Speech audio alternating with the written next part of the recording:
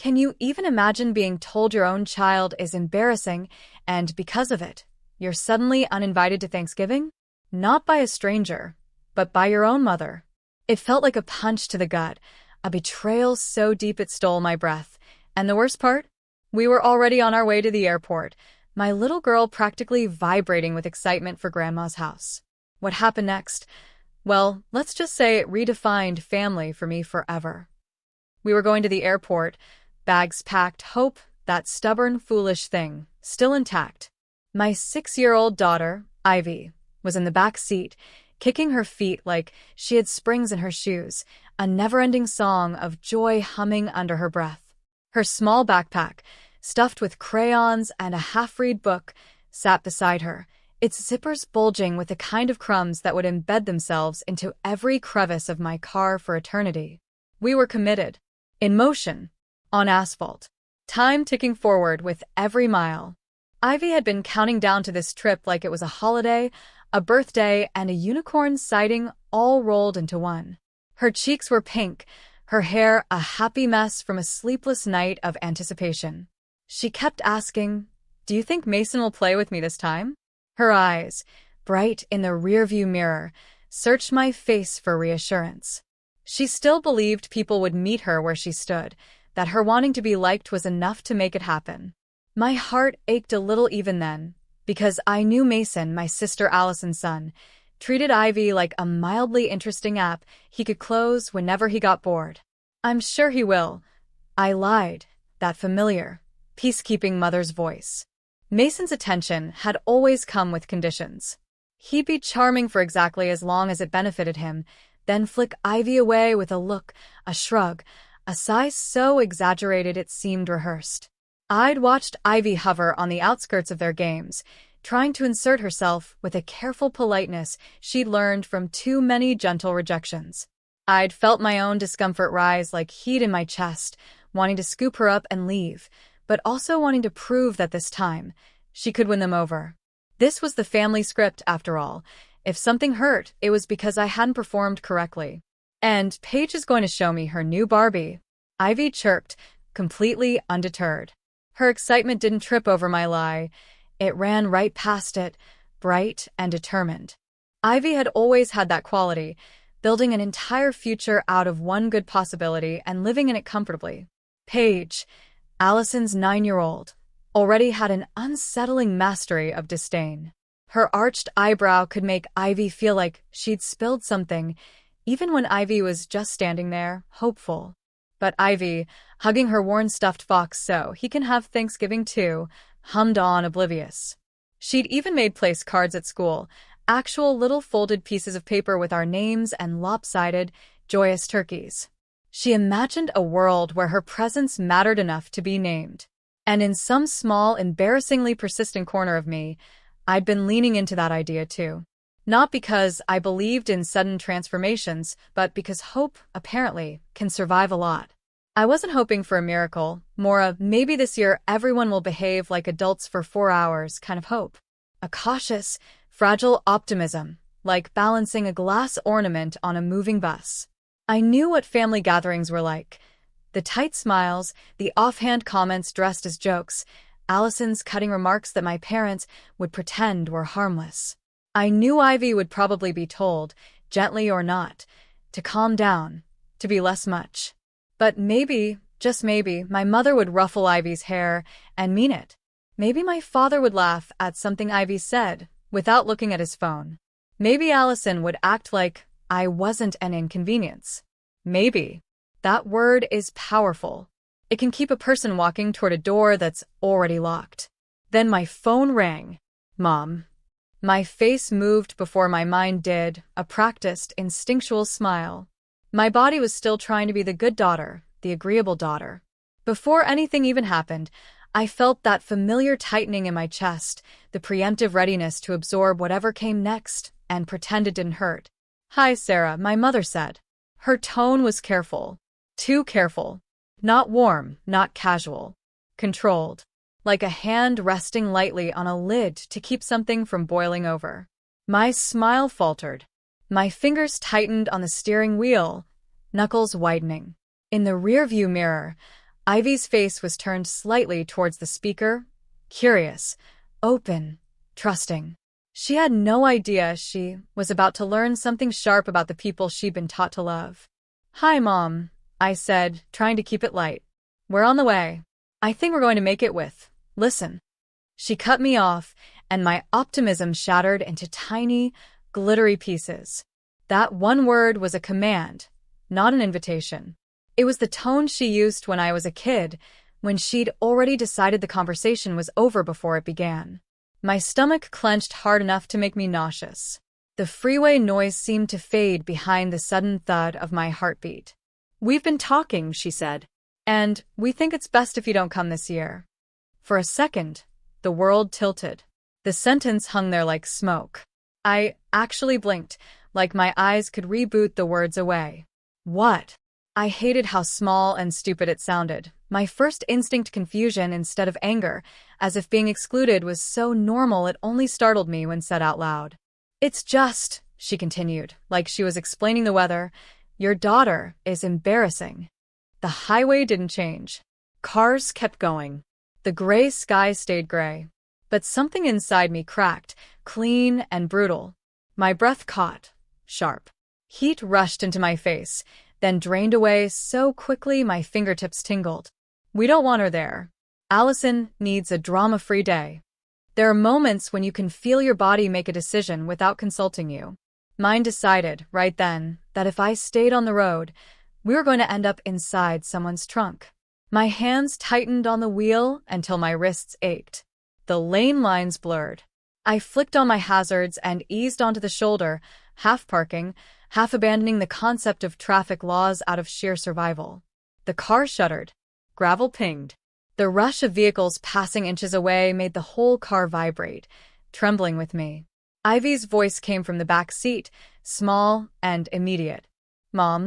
That one syllable was a lifeline and a knife. I stared straight ahead, chest tight, trying to swallow the panic that wanted to spill everywhere. My mother was still talking through the speaker, but my brain had zoomed in on one thing. Ivy heard it. I tapped the screen and took the call off speaker so fast it was a reflex, like snatching a knife off the floor before a child steps on it. "Mom," I hissed. "I'm driving. Ivy is in the car.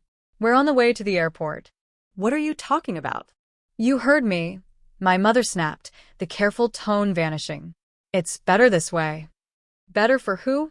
The question burned behind my teeth. I looked in a mirror again. Ivy wasn't kicking her feet anymore. She was just staring straight ahead, her fox hugged tight to her chest like armor. Her little fingers pressed into the plush so hard her knuckles were pale. Her face had gone still, the way children's faces go still when they're trying to understand something too big for them. The innocence was gone, replaced by a tentative fear, like she'd stepped into a room where the adults were suddenly dangerous. I didn't trust my mouth to stay safe in front of her. "Hold on," I said, clipped. "1 second." I leaned back just enough to keep my voice gentle for Ivy. "Sweetheart, stay buckled. I'll be right outside the door." Before she could answer, I was out of the car. Door shut. Cold air hit me like a slap. The roar of the freeway swallowed everything. A constant, furious sound, like the world itself was shouting. One step away from my kid. One step closer to the truth. I lifted the phone again. "Okay," I said, low and steady. "Say it again." My mother didn't even pretend to soften it. "Allison doesn't want the stress. She has guests. We're not doing this." "Guests," I repeated, flat, the word suddenly meaningless. I could taste something bitter at the back of my throat. My eyes stung from the wind and from the sudden, humiliating urge to cry. I forced myself not to. Not here. Not where Ivy might see. Not where my mother would file it away as evidence. So, Ivy is what? A bad look. My mother made that irritated noise she makes when I name the thing she's hiding. "Don't start." "I'm not starting," I said, the words tight. "I'm clarifying. You just told me my 6-year-old is embarrassing." "She'll get over it," my mother said, like she was talking about a spilled drink. A car blasted past, close enough that the wind yanked at my coat. I stared at my own car door, like it was the only solid thing in the world. "We already have flights," I said. One sentence. No begging. "We're literally on the way." "And now you're not," she snapped. "Allison needs a drama-free day." There it was again. Drama-free. Like my child was an unregulated substance. My jaw clenched so hard my teeth hurt. I swallowed the ache that rose in my throat. Swallowed the familiar urge to make myself smaller, easier, less inconvenient. "So that's it. It's better this way," my mother said. "Final. We'll see you another time." A pause, just long enough for me to wait for the part where she said, "I'm sorry." She didn't. She did what she always did when I didn't immediately fold myself into whatever shape she needed. She ended the call. The silence afterward was worse than the words. I stared at the dark screen for half a second, like maybe it would light back up and say, "Just kidding. I love my granddaughter. I've lost my mind." It didn't. So I did the only thing left. I called the person whose comfort apparently ran the holiday calendar. Allison picked up on the second ring. "What?" she said, already annoyed, like I'd interrupted something important. "Breathing, probably. Did you tell Mom not to let us come?" "Because of Ivy." A beat. Then a sigh. One of those sighs designed to make you feel embarrassing for speaking at all. "Sarah," Allison said, "I have people coming." "People?" I echoed, my voice strange, too steady, too thin. "Justin has clients," she added quickly, like that made it noble, like it was charity work to host Thanksgiving for the commercially important. My stomach went cold. The shoulder of the freeway felt suddenly too exposed, the wind too sharp, the cars too close. My own body was too full of nowhere to go feeling. "So, you didn't want questions?" I said. Silence. Just long enough to count as an answer. Allison's voice sharpened. "I don't want a scene." "My child exists," I said. "That's the scene." "You're doing it right now." Allison snapped. "This is why nobody can deal with you. You make everything dramatic." I didn't argue. I didn't explain. I didn't try to teach empathy to someone who treated it like an elective. "Okay," I said, and my voice was so calm, even I didn't recognize it. "Got it." I ended the call before she could reply. I stood there on the shoulder of the freeway for a few more seconds. I needed to breathe. My hands were shaking, and I didn't want Ivy to see that either. Didn't want her to believe she was powerful enough to break her mother. I pressed my palm against my thigh, grounding myself. Then I opened the door and climbed back in.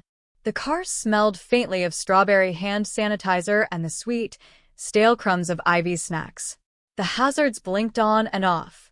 A steady pulse that felt like a distress signal. Ivy's eyes flicked to my face immediately, searching for clues, the way kids do when they don't have words yet. Her gaze was too grown up for 6. Too careful. I forced my face into calm. The kind of calm mothers learn in hostage situations. "Hey," I said softly. Ivy didn't hesitate. "They don't want me." The words dropped into the car like a stone. My throat tightened so fast it felt like my body had slammed a door from the inside. I had a sudden, vivid urge to scream into the steering wheel, to make a sound big enough to match what I was feeling. But Ivy was watching me, and I had one job. "No," I said automatically. "Don't lie," Ivy said, her voice wobbling. I heard it. Grandma said I'm embarrassing. The shame on her face was unbearable, like she was already turning the blame inward, trying to figure out what about her was wrong. Her shoulders curled slightly, as if making herself smaller might fix it. I sat back and stared at the highway. My hazards blinked steady and bright, like my car was quietly calling for help. "I'm sorry," I said, and it came out rough. I hated that those were the words. I hated that sorry was what I had when what I wanted was to reach back through time and shield her from ever hearing it at all. Ivy hugged her stuffed fox tighter, as if she could protect it from shame. I stared at the airport signs in the distance, and I realized something with a kind of stunned clarity. I could still make this day about us. Not about their rejection. Not about Allison's clients. Not about my mother's cruel efficiency. About us. I put my hands back on the steering wheel, feeling the faint vibration of the engine. I signaled, absurdly polite, as if the world hadn't just cracked open and merged back into traffic. Then I turned the car around. Ivy didn't say anything for a while. That was the scariest part. A quiet 6-year-old is never a good sign. The silence in the car had weight. It pressed against my ears. Ivy's usual chatter was gone, replaced by a stillness that felt like grief wearing a child's skin. I kept glancing in the mirror, wanting to reassure her without turning it into a lecture. But there were no clean words for what had happened. I drove us to an ice cream shop because I didn't know what else to do with a broken heart and a child who still believed in grandparents. The shop was bright, fluorescent, and warm against the gray afternoon. It smelled like sugar and waffle cones, like childhood and comfort. A bell jingled when we walked in, almost too cheerful. Pick whatever you want, I said. 2 scoops. Ivy asked, her voice small, cautious, like she was asking permission to take up space. I crouched down so I could see her face fully. Her eyes were shiny, lashes clumped slightly from the tears she hadn't let fall yet. 2 scoops, I said. Yes. She looked at me, testing the edges of this new reality. Even sprinkles, she whispered. Especially sprinkles, I said, forcing a smile that felt like stretching a bruise. We sat by the window.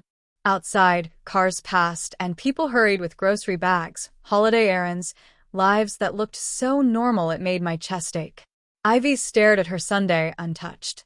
The ice cream began to soften at the edges, sprinkles slowly sliding down the sides like tiny bright confetti that couldn't hold itself together. Her spoon lay idle. Then I noticed the table next to us, an older couple, their daughter, and a little girl about Ivy's age. They were just together, easy, like nobody had to earn their place. The little girl laughed with her whole body, leaning into her mother, without hesitation. The older man reached across the table and wiped a smudge off the child's cheek with a napkin, like it was the most natural thing in the world. The older woman smiled at them with the soft pride of someone who felt safe in love. My throat tightened. I looked away fast, but it didn't stop the feeling. The older woman leaned over. "Hey," she said, gentle. "Are you okay?" I opened my mouth to say, "Fine." Nothing came out. The truth was lodged somewhere in my chest, too heavy to move smoothly. Ivy sniffed beside me, quiet, trying to be small enough not to cause trouble. That broke something inside me. No child should learn that lesson. Not at 6. Not ever. The older woman, Barbara, looked from Ivy to me and softened. "Would you two like to sit with us?" Before I could answer, their little girl, Mia, slid off her chair and walked over to Ivy.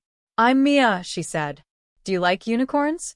Ivy blinked, like she couldn't quite believe she'd been addressed so simply, without judgment. "Yeah," she said, shy but real.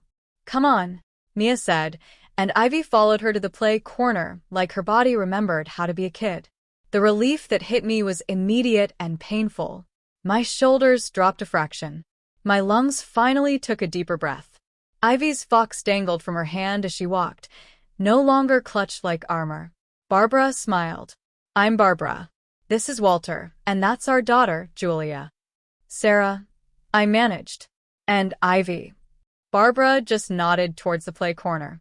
"She's got a good kid vibe," she said like that was all she needed to know. Walter slid a napkin toward me, quietly, without pity. I dabbed at the corner of my eye before I could stop myself, furious at my own weakness and grateful at the same time that someone was pretending it wasn't weakness at all. Julia gave me a quick, sympathetic look. Holidays can be a lot. I let out a breath that wasn't quite a laugh. That's one way to put it. Barbara watched me, quiet, not nosy. "Are you okay?" I should have said yes. I should have said just tired and moved on like I always do. But my mouth betrayed me. "Not really," I admitted.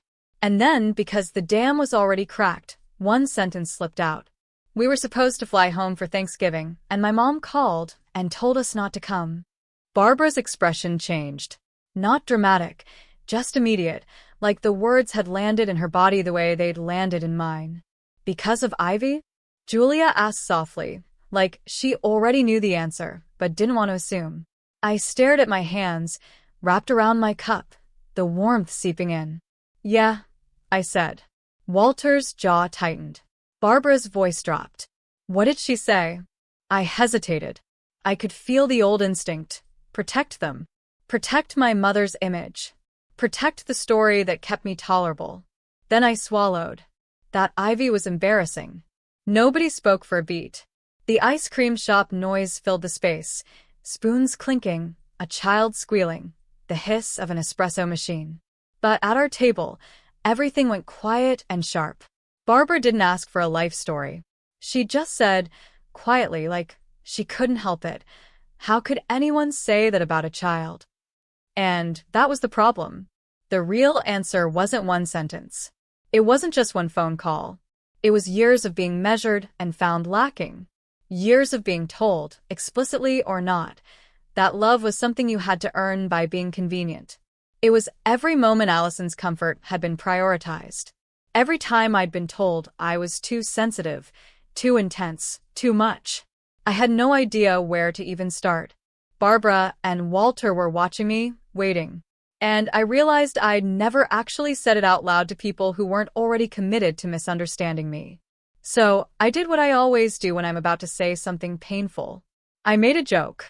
"My family's big on tradition," I said. Like turkey and stuffing, and pretending I don't exist unless my sister needs an audience. Julia let out a short laugh that sounded like it surprised her, like she recognized the coping mechanism. Barbara didn't laugh, not because she didn't get it, but because she got it too well. "You have a sister," she said. "Older," I said. "Allison." Just saying her name made my shoulders tighten. Allison was the right daughter, the one who didn't cause problems, mostly because she never had to ask for anything. It was handed to her like a crown.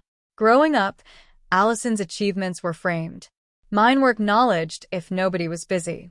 If Allison got an A, my parents said, "That's our girl." If I got an A, "Good. Keep it up." If Allison cried, the house rearranged itself around her. If I cried, "Don't start." Even now, remembering it, I could feel that old heat in my chest, anger mixed with a strange, hollow grief, like mourning a childhood that had technically existed, but never really belonged to me. As adults, Allison married Justin, a man my parents approved of like they were on the judging panel of a reality show called America's Next Acceptable Son-in-Law. Justin shook hands like he meant it. He wore button-downs. He laughed at my dad's jokes. He fit into my parents' world like a puzzle piece they'd ordered online. Allison had Mason and Paige, and my parents turned into the kind of grandparents you see in commercials, the kind who baked cookies and posted pictures and wrote captions about blessings. When Mason was born, my mother announced it like the royal family had produced an heir. When Ivy was born, my mother said, "Well, that's going to be hard." I didn't say that to Barbara and Walter. Not yet. Because the thing is, my parents weren't movie villains, twirling mustaches. They weren't cruel every second. They could be sweet sometimes, in small, confusing bursts. A birthday card. A toy mailed once. A "tell Ivy I love her" tacked onto the end of a phone call like a spare thought. Just enough to keep me hoping. Just enough to keep me trying. Hope is stubborn. It clings to scraps like they're feasts. Ivy's father, my ex, was a relationship I thought would become a life. He smiled in photos. He could be charming in public. And then, quietly, behind closed doors, the charm curdled. The memory of it lived in my body more than in my mind, tension in my shoulders, the way I still startled at certain tones. The instinct to minimize, to smooth, to keep the peace at any cost. That was what I'd been trained for, after all. What matters is it became abusive. And one night, I packed a bag, buckled a much smaller Ivy into her car seat, and drove to my parents' house because I genuinely thought this is what family is for. I pictured a door opening, my mother pulling me in and saying, "You're safe." What I got was my mother looking at the bag and saying, "Are you sure?" And my father, half awake, blinking at me like I'd shown up with a raccoon. "He seemed fine," my mother said. "You've always been sensitive, Sarah." Sensitive. Another family motto. I told them the truth as carefully as I could. "He's not who you think he is." And my mother said, "Don't dramatize." They let us stay. That's the part one used to focus on, like it excused everything else. But staying felt like living inside a warning label. Nobody screamed at me. Nobody threw us out in the snow. It was subtler than that. It was the way my mother would sigh when Ivy cried, like the sound was personally offensive. It was the way my father would look at the TV when I talked, as if my voice was just another background noise. It was the way my mother would say things like, "It's going to be harder doing this alone." And, "It's a shame things didn't work out." As if the problem was the aesthetic of my life, not the safety of it. Once I said quietly, carefully, that I was relieved I wasn't married to him. I meant it practically. Divorce is expensive and exhausting. My mother stared at me like I confessed to a crime. "Families figure out," she said. "People don't just leave." I remember thinking, yes, they do. I just did. But I didn't say that. I swallowed it. I told myself my mother was old-fashioned. I told myself she didn't understand abuse. I told myself she wanted what was best. I told myself a lot of things. Then came the part that made everything crystal clear, in hindsight. One afternoon, my mother mentioned company coming over, people from church, neighbors, nice people, and she said, "Why don't you take Ivy out for a bit?" Not because Ivy needed fresh air, but because my mother didn't want to explain me. I took Ivy to a park and watched her wobble on a slide, her tiny hands gripping the sides, her laugh bright and unburdened. For those few minutes, the air smelled like damp leaves and cold metal. I remember sitting on a bench, my breath visible, thinking, at least she's happy. I told myself it was temporary. It was always temporary. Until it wasn't. I started applying for jobs like my life depended on it because it kind of did. My parents didn't say, "You have to leave." They said things like, "So what's your plan?" And, "You can't stay here forever." And, "You don't want to get stuck." Eventually, I got a job offer, a decent one. But it was far. Far enough that visiting meant planning, tickets, the whole production. I remember standing in the kitchen with the offer letter in my hand, Ivy on my hip, and saying, "It's really far. I think I should keep looking for something local, just a little longer." I expected my parents to say, "Of course, we can help. Stay. Find the right thing." My mother didn't even hesitate. "A job is a job," she said. "You don't turn that down." "You can't be picky," my father added without looking up. "You don't want to be stuck here forever," my mother finished. The words landed like a door closing. So, I took the job. I moved. I built a life far away. I told myself it was independence, and it was. But it was also exile with better branding. Despite everything, Ivy kept asking about her grandparents, mostly because other kids talked about theirs and she wanted to belong. So, when my mother called her embarrassing, it didn't just hurt me. It hit Ivy. And that was the final straw. I could swallow shame aimed at me. But I wasn't going to teach my daughter to swallow it, too. That's why, sitting in that ice cream shop, watching Ivy play with Mia, I finally let myself see the truth. It didn't have to be like this. And when Barbara said, "Come to our Thanksgiving tomorrow," I understood it wasn't pity. It was a door. I went. Not because I wasn't terrified, but because Ivy deserved a holiday where she wasn't treated like a problem to manage. Barbara's house smelled like actual Thanksgiving. Roasting turkey, butter, cinnamon, something baking that made the whole place feel warm before anyone even spoke to you. The scent hit me immediately when the door opened, rich and layered, like comfort made tangible. Heat rolled out into the chilly air, carrying spices and roasting meat and the faint sweetness of something caramelizing in the oven. The entryway was crowded with coats and shoes, the soft clutter of a home that was lived in, not staged. Walter opened the door with a grin, like we were expected, not accommodated. "Sarah," he said, like my name belonged in his house. "You made it." Ivy hovered behind me at first, clutching her stuffed fox like a shield. Her eyes darted around, taking in the unfamiliar space, the unfamiliar voices. Her body was tense, ready to retreat, ready to be told she was too loud, or too much, or in the way. I could see her holding herself in, the way she'd learned to do in places that weren't safe. Then Mia appeared and said, "You're here," like it was the best news of her life. Ivy's shoulders dropped 1 inch. Then another. Barbara handed me a glass of something warm and said, "Kitchen's that way. Shoes wherever." Then, like it was the simplest truth in the world, she added, "Your family today." Family today. That phrase could have been corny. Coming from Barbara, it felt like truth. Ivy and Mia disappeared into a room full of toys, and I stood there in the entryway, my coat still on, blinking like someone who'd walked into the wrong movie. Then my phone buzzed. I checked it quickly, out of habit. Like maybe the universe would send me an apology text, and I could go back to believing in magic. It was Facebook. And there it was, a photo of my parents at the table with Allison and Justin, Mason and Paige, all smiling, posed. Perfect. My mother's chin lifted just so, her expression practiced. My father looked present but distant, as if he'd been told to sit in the right place and comply. Allison's smile was wide and flawless. Justin leaned in like he owned the moment. Mason and Paige looked polished and performative, the kind of kids who already knew how to look happy for pictures. The kind of picture that screams, "We are grateful. We are blessed. We are also very good at angles." The caption was something about family and nothing like time with the grandkids. Hearts. Comments.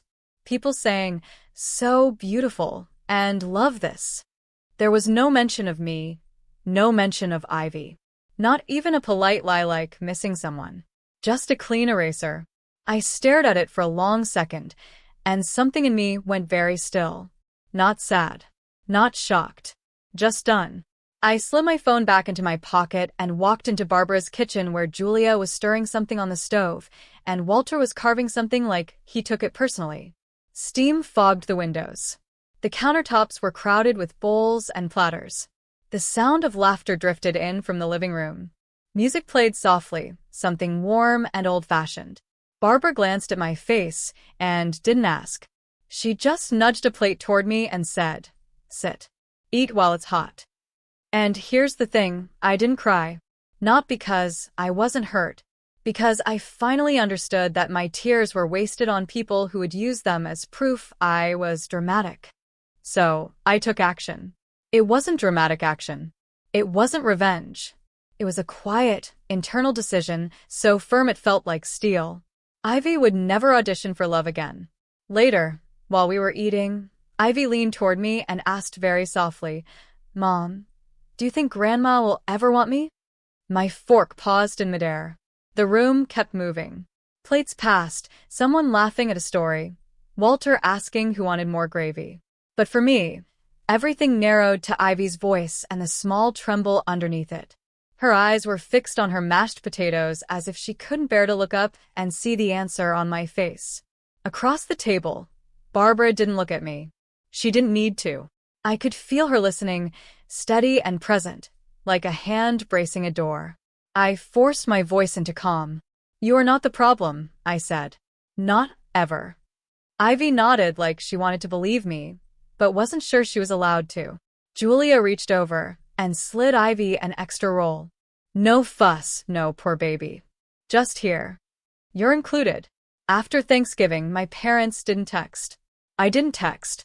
Days turned into weeks. Weeks into months. It wasn't a dramatic cutoff. It was a mutual silence that proved how conditional my place in that family had always been. If I wasn't showing up to be managed, nobody came looking. Meanwhile, Sunday dinners at Barbara and Walter's became normal. Every week. 5 o'clock. Like a standing appointment with safety. Slowly, Ivy's drawings started appearing on their fridge. Crayon rainbows. Lopsided stick figures labeled carefully. A kid cup stayed in the cabinet, like it lived there. Mia would save Ivy a seat without being told. Walter would ask Ivy about school like her answer mattered, leaning in as if every detail of first grade was worthy of serious attention. One Sunday, Ivy spilled apple juice on the table. I flinched because my body still expected sighs and eye rolls. "Honestly, Sarah," Barbara just grabbed a towel and said, "It's a table. It's been through worse." Walter nodded solemnly. I once spilled gravy on a Thanksgiving centerpiece in 1998. The family survived. Ivy giggled. A real giggle. Dry humor is how I survived my childhood. Warm humor is how Ivy was healing. And then, one afternoon, it happened. Ivy was running toward Barbara in the kitchen, arms open, and she shouted, "Grandma Barbara." I stopped breathing because I expected correction. I expected discomfort. I expected someone to say, "Oh no, sweetheart, I'm not your." Barbara turned, opened her arms, and said, "There's my girl." Just like that. Walter looked up from the newspaper and said, "Hey, kiddo." And Ivy beamed. I went to the bathroom and stared at myself in the mirror for a full minute because my eyes were wet, and I was furious at how unfair it was that love could be that easy if people simply chose it. That week, I updated the documents that mattered.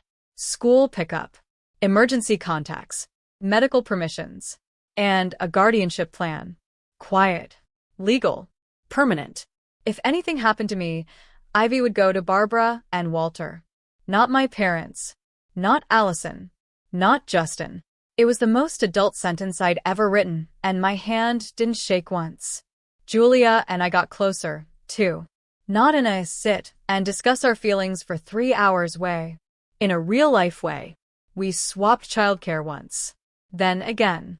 We vented while the kids played, voices low, eyes occasionally flicking toward the playroom with that constant parental vigilance. It started to feel like sisterhood, without either of us naming it. Like closeness could exist without being a performance. Then Julia invited me to a single-parent play meetup she ran once a week at a community center. It's low stakes, she promised. Kids play. Adults pretend they remember how to socialize. That sounded like my kind of nightmare. So I went, and that's where I met Lucas. He walked in with a little boy, Leo, who had a cowlick and the serious expression of a child evaluating whether this place had snacks. Lucas wasn't flashy. He didn't walk in like he was auditioning to be everyone's favorite dad. He just noticed things. He held the door for Mom juggling a stroller. He picked up a dropped sippy cup like it wasn't beneath him. He nodded at Ivy like she was a person, not an accessory to me. It didn't happen all at once. Lucas became a steady part of our routine, then our life. Ivy and Leo clicked, the way kids do when they find someone who doesn't treat them like they're too much. They built towers and knocked them down, and argued over toys with the kind of fierce honesty only children have, then forgave each other in minutes. Sundays at Barbara and Walter's became normal. A year passed quiet, solid. And somehow, without fanfare, we ended up planning a wedding. 1 year after the Thanksgiving that started it all, my life looked nothing like it used to. I was engaged to Lucas. Ivy had Leo and Mia like built-in best friends. Barbara and Walter weren't nice people we met once. They were family. My biological family had been silent for a year. So when Mom's name lit up my phone, I stared at it like it might bite. Lucas looked up from where he was helping Ivy with a puzzle, his hand steady over the pieces. "You okay?" "Fine," I said and answered. "Sarah," my mother said, careful, controlled. The same tone from the highway. "I hear you're getting married." Yeah. A beat. Then the real reason. "Where is our invitation?" I kept my voice calm. "You're not invited." Silence. Then outrage, like I'd broken a law. "What do you mean we're not invited?" "I mean exactly that." "This is ridiculous," she snapped. "What was ridiculous?" I said. "Was you calling my 6-year-old embarrassing?" "Don't start," she warned. I almost laughed. Muscle memory. "I'm not starting," I said. "I'm finishing." She hung up. Then the pressure came in waves. Calls, texts, relatives I hadn't heard from in years suddenly discovering my number like it was a hobby. "You can't not invite your parents. Be the bigger person. Family is family." I explained once, one sentence, to one person. They rejected Ivy. She heard it. The line went quiet after that. Then the voicemail arrived. "We're coming anyway," my mother said, tight and satisfied, like she'd solved a problem.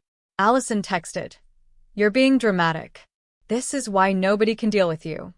Lucas listened to it all, jaw tight. "You're not crazy," he said quietly. Thank you, I said. I'd like that embroidered on a pillow. We arranged security for the wedding. One rule: no exceptions. No one approaches Ivy. Wedding day arrived. I was getting ready with Julia fussing over a curling iron, Barbara fixing Ivy's dress, and Walter standing nearby pretending he wasn't emotional. The room smelled like hairspray and perfume and warm fabric. Ivy's dress was pale and bright, the kind of thing that made her feel like a storybook character. Barbara's hands were gentle as she smoothed the fabric, adjusted a ribbon, tucked a stray curl behind Ivy's ear. Ivy spun. "Do I look fancy?" "You look like trouble," Julia said fondly. "The best kind." Barbara smiled at Ivy. "Our girl." Walter cleared his throat. "Ready, kiddo." Then the coordinator stepped in. "Sarah," she said, her voice careful. "Your parents are here, and your sister's family." My pulse spiked. Lucas was instantly beside me, his presence a solid wall. "Want them removed?" I looked at Ivy. Bright dress. Little bracelet. 6-year-old heart still healing. I wasn't risking a shouting match with Ivy within earshot. "No," I said. "Let them in. Back row. Away from Ivy. If they move toward her, stop them." The coordinator nodded and disappeared. Walter offered his arm. His hand was steady. That was the whole point. I stepped into the aisle. They were in the back. My mother stiff. My father shrinking. Allison scanning the room like it was a performance review. Justin leaning back like he belonged. Mason and Paige bored already. My biological father didn't stand. Walter did. Walter walked me down the aisle like he was honored to be there, like I mattered. Lucas waited at the altar, eyes locked on me. The kind of gaze that says, "I choose you. I choose your child." And we got married. My biological family watched from the back, like people who'd shown up too late to matter. At the reception, Ivy was safe at the kids' table with Mia and Leo. That was all I cared about. Then the DJ tapped the mic. "If I can have everyone's attention." My stomach tightened. Not fear. Anticipation. Because I'd planned this part. I took the microphone. "Thank you," I said, "for being here." I paused. Then I said it, calm, clear, impossible to ignore. "A year ago, I was told not to come to Thanksgiving because my child was too much." A hush moved through the room, chairs shifting, breaths caught, the air changing. "That call didn't take something from us," I continued. "It showed me where we actually belonged." I turned toward Barbara and Walter. "Barbara, Walter, you made room for us when you didn't have to. You loved Ivy like she wasn't a burden, like she was exactly what she is, an incredible kid." The room erupted. Applause. Whistles. People standing. Barbara stood, overwhelmed. Walter stood beside her, face red and proud. "Julia," I added, and my voice softened in a way I couldn't hide. "You became the sister I always needed." More applause. Then I looked at the back row. My mother's face had gone blank. Allison looked stunned. Justin's smile was gone. My father stared at his hands. Their faces were pale, because now the room knew. Now the story belonged to me. I handed the mic back and stepped into Lucas's arms. For one perfect second, it was mine. Then my mother shoved her way through the crowd. "What did you just say?" she hissed. "The truth," I said. "You humiliated us," she snapped. "You humiliated a 6-year-old," I said. "I'm just matching energy." Her eyes flashed. "That's my granddaughter." I kept my voice low. "You rejected her." "We did not," she started. "Stop," I said, and the word landed like a door closing. "You said she was embarrassing. She tried the last weapon she had. You can't keep her from us. We have rights." And that's when I dropped it. "If anything happens to me," I said evenly, "Ivy goes to Barbara and Walter. Not you." My mother actually staggered. "You what?" "You're not listed anywhere that matters," I said softly. My father's eyes filled. Allison looked furious. My mother spun toward Ivy, like she could still reclaim something. "There you are," she called, her voice suddenly sweet. "Come here, sweetheart." Security appeared instantly and blocked her. Walter stepped in too, quiet, immovable. Julia was already moving Ivy away. Barbara reached her first, calm and practiced, like this wasn't the first time she'd protected a child from grown-up chaos. My mother's voice rose. "This is my family." Walter's voice stayed low. "Not today." I looked at my mother and felt something settle. Calm. Final. "I don't hate you," I said quietly.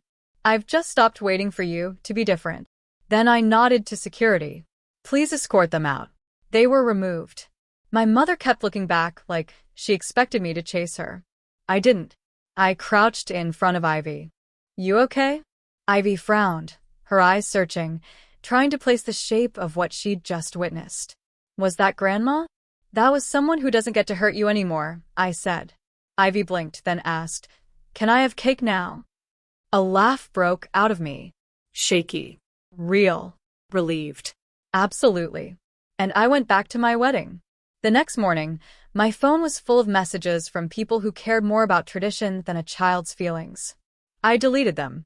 Each swipe felt like clearing debris after a storm, tidying up the mess other people insisted I should live inside. My chest still felt tender, but it was a clean tenderness now, not the infected kind I'd carried for years. Then one message came in from Aunt Denise. "I heard what happened. I'm proud of you. Protect Ivy. You're doing the right thing." I stared at it for a long time. The words didn't demand anything from me. They didn't ask me to soften the truth. They didn't tell me to be smaller. They were simply there, steady, validating, real. Then I typed back, "Thank you." And for the first time in my life, I meant it when I thought I'm free. So, that's my story. It was incredibly painful to live through, but it led me to a freedom and a family I never knew I deserved. I know a lot of you out there have complicated family dynamics, or have had to make tough choices to protect yourself or your kids.